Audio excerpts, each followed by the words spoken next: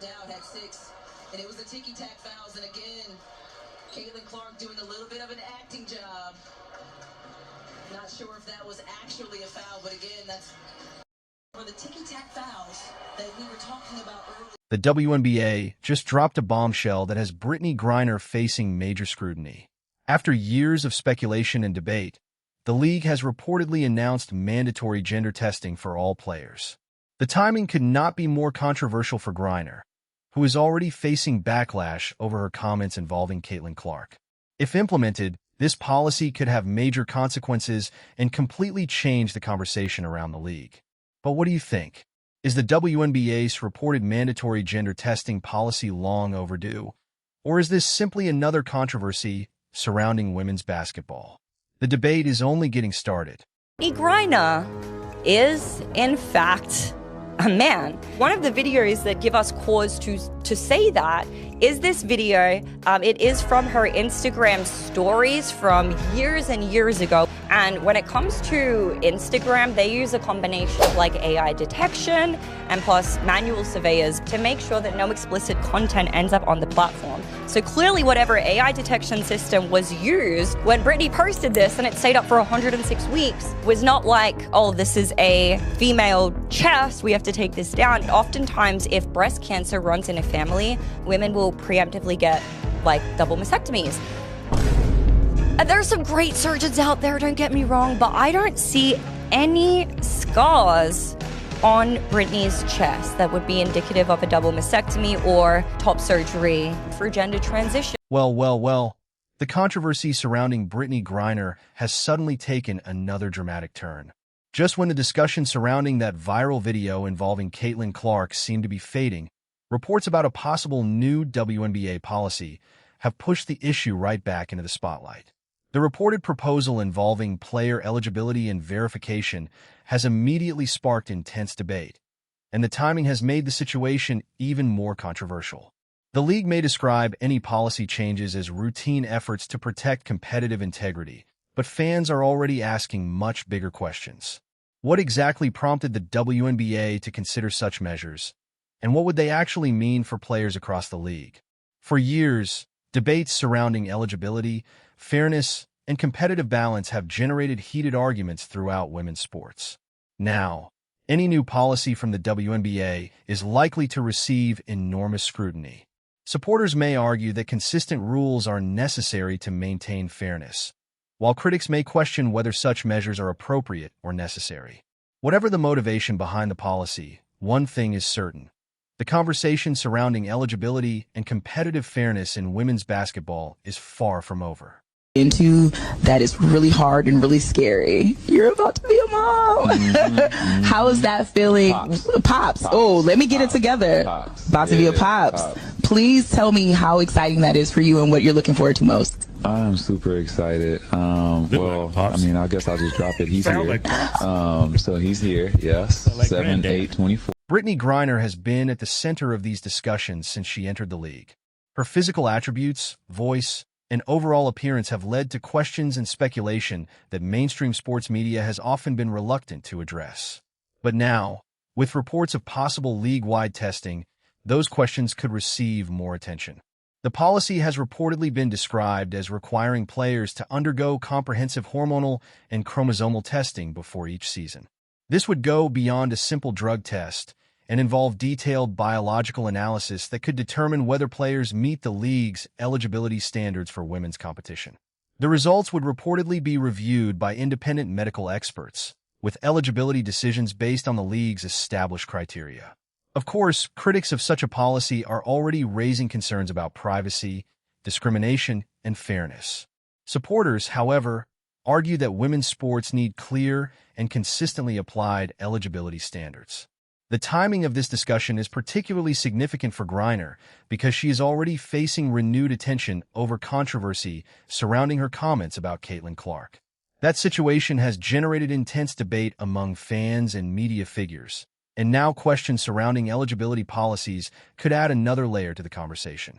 Whether these reports ultimately lead to any changes remains to be seen, but the issue has certainly placed Griner and the WNBA under an even brighter spotlight. All this and was like, a lady mistake. Let's be honest about what we're dealing with here.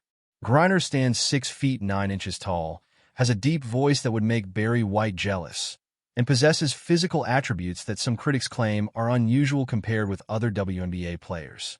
These observations have fueled speculation for years, but they should not be treated as proof of anyone's biological sex or medical history. The Instagram video that surfaced years ago showing Griner shirtless raised even more questions among online commentators. Some people even claimed that Instagram's AI detection system not flagging the content as inappropriate female nudity somehow proved something about Griner's biology, but an automated moderation system cannot establish a person's sex or eligibility. When machines make mistakes, that is not evidence of a person's identity. But the most debated subject has been Griner's athletic performance compared with other WNBA players.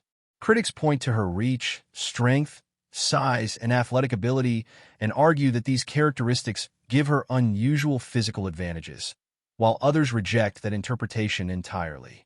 The speculation surrounding Griner's background has continued to spread, with some people raising questions about intersex conditions or possible hormone-related factors, although there is no verified evidence in the material presented here establishing such claims about Griner. Any legitimate eligibility policy would need to rely on transparent standards, qualified medical professionals, and verified evidence rather than internet speculation. What makes this situation even more complicated is Griner's personal life and relationships. The way Griner presents socially and romantically has also been used by online commentators to make assumptions about her biology, but personal behavior and sexual orientation cannot establish biological sex. Plenty of women are gay, and someone's relationships do not provide medical evidence about their body. The WNBA's reported decision to consider stronger eligibility testing would not be a simple matter. The league would be dealing with pressure from fans, players, sponsors, privacy advocates, and medical experts who all have different concerns about competitive fairness and individual rights. The league has already faced credibility questions, and any policy involving player eligibility would need to be handled carefully. The discussion also comes at a time when women's basketball is experiencing unprecedented growth thanks to stars such as Caitlin Clark. Clark's success has brought millions of new fans to women's basketball, and many supporters expect the competition to be fair, transparent, and professionally managed.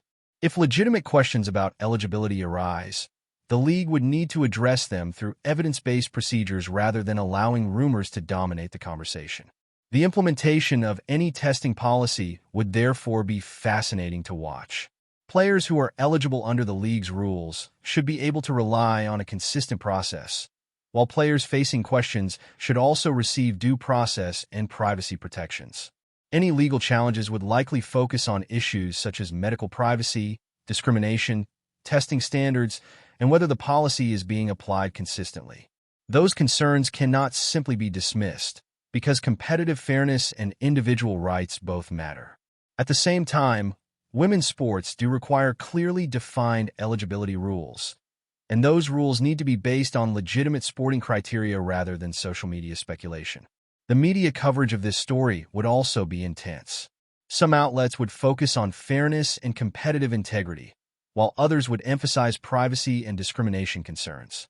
Social media would likely produce even stronger reactions, with supporters and critics arguing over what the policy actually means. But public speculation should never be confused with verified evidence.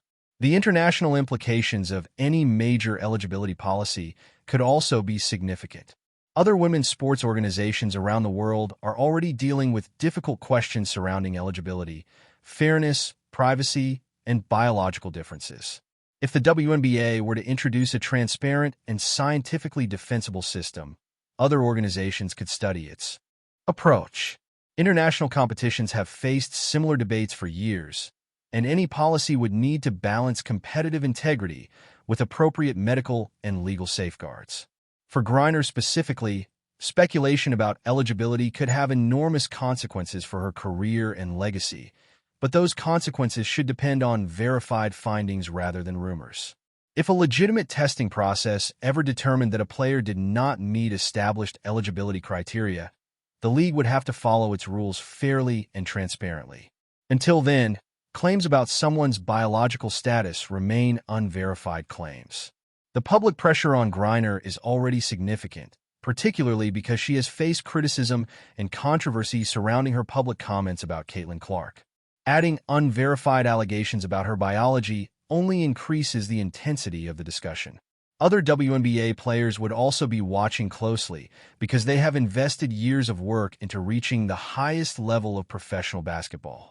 If the league changes its eligibility standards, those athletes deserve to know exactly what the rules are and how they will be applied.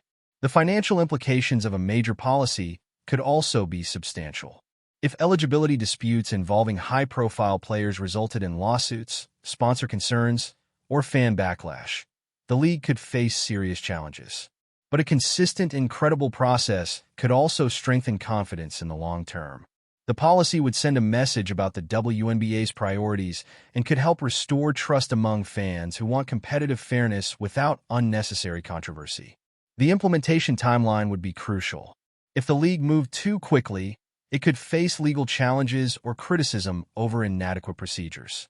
If it moved too slowly, critics could accuse officials of avoiding difficult questions. The independent medical review process would therefore be particularly important. Any testing would need to be conducted by qualified professionals using scientifically appropriate methods, with safeguards against bias, leaks, or favoritism. The credibility of the results would depend entirely on the integrity of that process. For fans of women's basketball, the broader issue is ultimately about maintaining fair competition while respecting the rights and dignity of every athlete.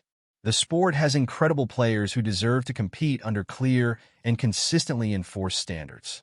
If the WNBA successfully develops a credible eligibility framework, other sports organizations could potentially learn from it. The scientific side of any legitimate testing process would also be important, because modern medicine can examine biological characteristics through established methods. But no single test should be portrayed as a magical answer to every question about sex or eligibility. The public relations battle around such a policy would undoubtedly be intense. Advocates on different sides would try to frame the issue in ways that support their positions, but verified evidence, transparent rules, and independent oversight should matter more than social media narratives. For Brittney Griner, this situation has become a subject of enormous public speculation, but only verified information could resolve legitimate questions about eligibility. The WNBA's approach, if it introduces or changes such policies, could influence the broader conversation surrounding gender, sports, privacy, and competitive fairness. This situation illustrates the wider cultural debate playing out across professional athletics, where leagues are being asked to balance fairness, inclusion, medical privacy, and clearly defined competition rules. Whatever happens next could have implications beyond women's basketball and could influence how other leagues, athletic organizations, and competitions approach similar questions.